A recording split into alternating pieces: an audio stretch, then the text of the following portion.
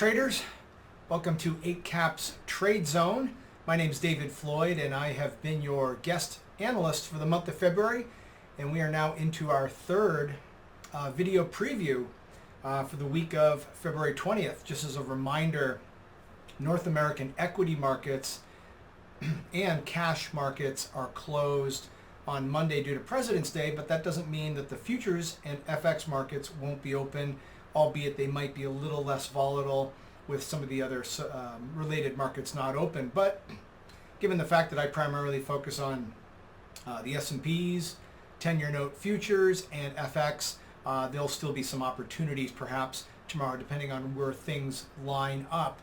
So that being said, let's just do a quick look ahead. We had a very volatile week again last week in the S&P 500 all throughout the week. Many of the key technical levels that were highlighted in the daily market forecast, which is available for a trial for all Eightcap customers and anybody who happens to be on our research, the levels that were being highlighted with the support and resistance levels were really instrumental in making some really solid intraday and swing trades for that matter. And that's where I want to start today. So we had a weak close, not quite as weak as we were on the open, but we had a weak close on Friday for sure. And as we head into this week, I want you to be really be paying attention to the upper and lower levels of this green band. 43.79 is the upper band, and that's what I'm calling the bearish, the bearish level. And then we've got the lower band, which is at 43.06, and that's the bullish band or the bullish level. So as I've mentioned many times in these videos, the support and resistance levels are just that. A resistance level is a resistance level until proven otherwise. And the same thing for a support. A support level is a support level until proven otherwise. Case in point, let's say we open very weak today because the futures markets are about to open in about 5 minutes. So I'll come back to the S&Ps because I'll have some updated levels once they open and the support and resistance levels recalculate based on some of the most recent data. So let's just assume they open weak today, and overnight they traverse all the way down from where they closed at 43.44 all the way down to 43.05. A lot of people, a lot of traders are looking at that going, okay, I want to play a break below 43.05, 43.06. It's actually 43.06. But I always ask you one simple question. First of all, that's a support level. Prices are above that level, and we don't know if it's going to break through. It may. But let's also look at it from a practical standpoint, and I'll try to use an analogy here. Prices are moving all the way from 43.44 all the way down to 43.06. By the time they get to 43.06, barring some extremely bearish news like Ukraine's invaded, or the Federal Reserve is going to raise interest rates by 5%, or some crazy headline that would be overly bearish, the market's probably going to pause there. It doesn't mean it's going to rip right back up, although it very well could. But if anything, I'm more interested in probably buying a move into 43.06. That's the actual level. I'll put my cursor on there. 43.0650. I'm more interested in being long at that level, factoring in other things at the time. What's the speed of the tape?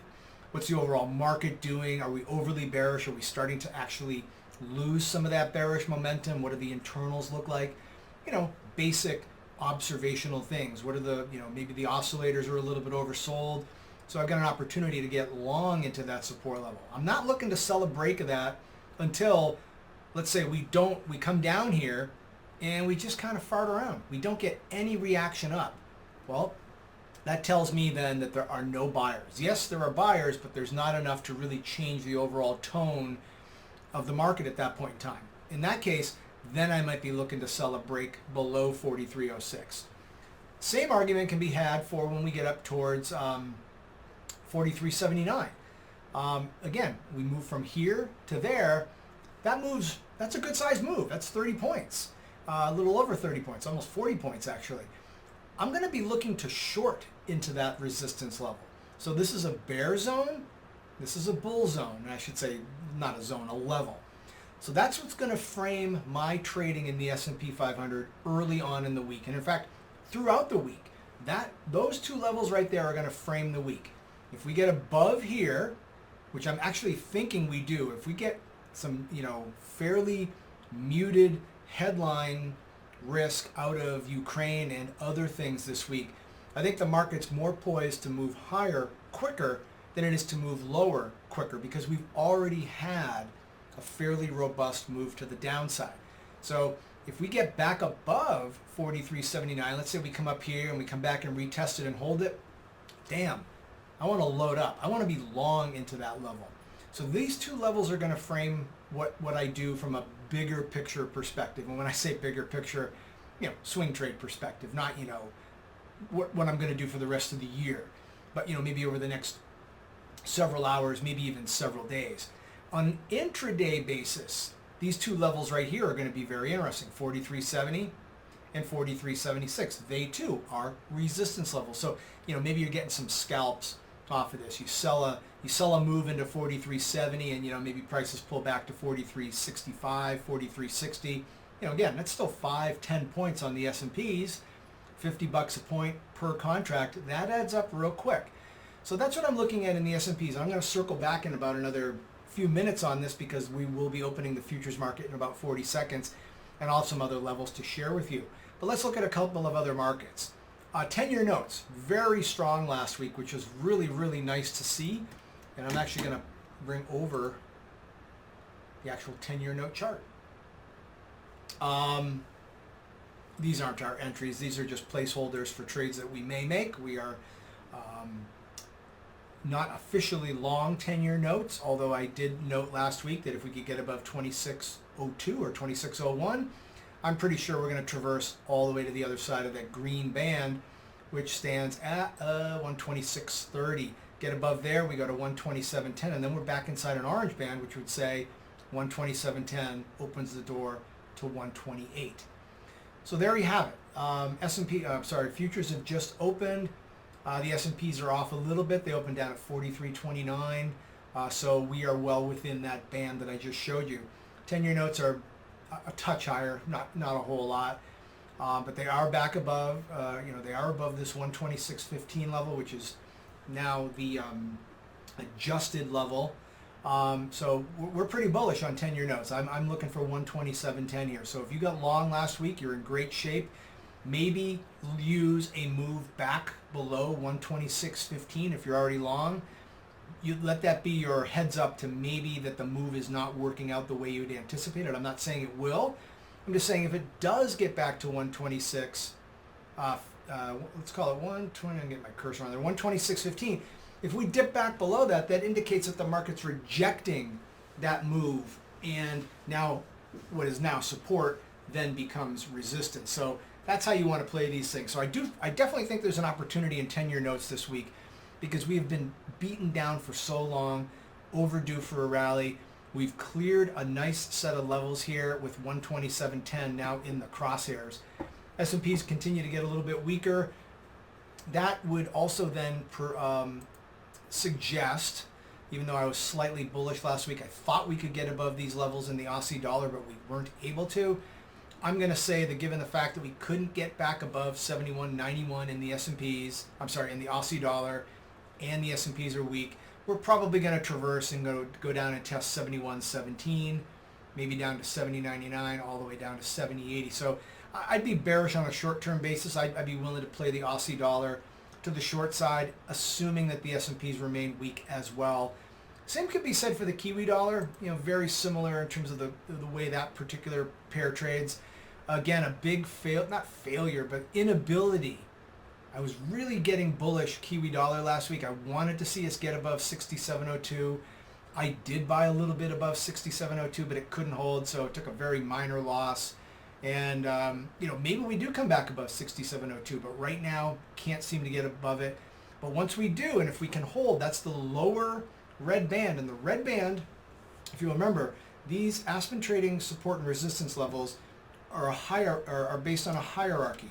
The green levels, again, this doesn't mean that any level is less important than the others, but they may be more robust and, let's say, more durable. So the green levels, the market's going to interact with those more often because they're based on a shorter time frame.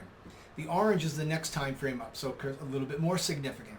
The red, that's the third one up, much longer time frame, very significant. And then the purple, much longer time frame. So the market's not going to interact with the purple ones all that often, but when it does, it's going to be an important inflection point in the market. So right now we're playing between, it's actually an orange band tucked behind this green one you can see here. So we're testing some resistance here in the Kiwi dollar. Therefore, I expect resistance to still remain resistance until proven otherwise. So my general thesis has to be favoring a move to the downside. Euro, unfortunately, kind of in no man's, well, no, I take that back. I'm thinking of when Euro was up here last week. It was kind of in no man's land. There was really nothing to lean on. We're in between levels. But again, we came back below a pretty key support level. Now support is resistance. We're on a minor support level right now at 113.17. I would favor a move back to 111. Back to 111.87, which is a great level that we got long from early in February, and we had a monster move higher because once we broke above 111.87, that was a very bullish sign in my book, and as a result, we rallied nicely higher. What else are we looking at here? Oh yeah, let's go back to the S&Ps because they are weak here. They opened weak, no doubt about it. We closed them at 43.44. They're already off 20 handles, about 0.5%. And as we could see, we're still within this range, but we're not that far off from testing 43.06. So if we get down to 43.06 and you see this video before that happens, that's a bull zone. So that's what I've got for as we head into this week. Again, I don't go through a whole litany of instruments to trade because one, I'm not able to trade multiple instruments because you spread too thin. You have to be able to manage your position. So I look at the S&Ps religiously. I trade those a lot, mainly from an intraday perspective. I trade 10-year notes more on a swing trade as well as FX. But beyond 5 or 6 instruments, you can't honestly be proficient and really get good entries and expect to really be in rhythm with the individual security. So yeah, I only went through 10-year notes, S&P 500. And Kiwi dollar, Aussie dollar, and Euro dollar. That's plenty. You don't need to have everything under the sun. And and as you know by now, I don't dance around looking for whatever's hot. There's plenty of hotness, so to speak, in the markets that I trade. Now maybe on Tuesday they're quiet and maybe there's more action in, I don't know, some goofy meme stock somewhere. But again, that's not a trading strategy. I'm going for a repeatable process that I can do day in and day out, and there will be days where there's just nothing to do. But for right now in the S&Ps, we're moving lower and be real keen on this 43.06 level. I will be back on Wednesday evening for me because I'm here in North America, but for those of you in Asia and the Australia, New Zealand area, that'll be on Thursday morning. I'll be back for the weekly webinar where I am looking forward to not only doing kind of a recap of what we talked about here, but let's see how it played out. Is what I talked about, did it play out? Was it relevant? How significant were the moves off of those levels? That's always fun, but the most important part is you. Show up, bring your questions. I want to have a dialogue with you folks. I don't want to be talking at you. I want to make sure that I'm providing you interesting commentary, but more importantly, insights that allow you to improve your trading. So David Floyd here on behalf of Eightcap and the Trade Zone, and I will be in touch with you folks on Wednesday or Thursday morning for those of you in the Asia Pacific region, and I look forward to that. Take care. Bye-bye.